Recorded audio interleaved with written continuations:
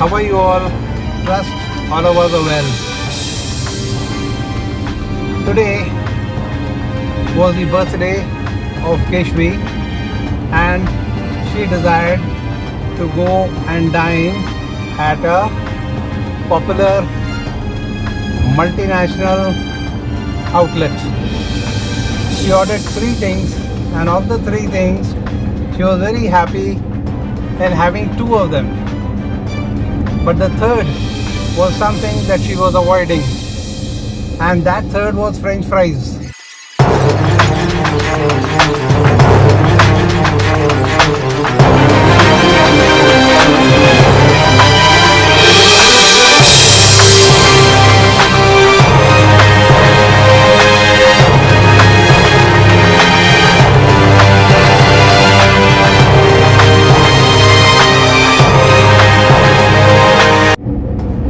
And I wanted to delve into the reason as to why she's avoiding the French fries. So I took a couple of them to taste.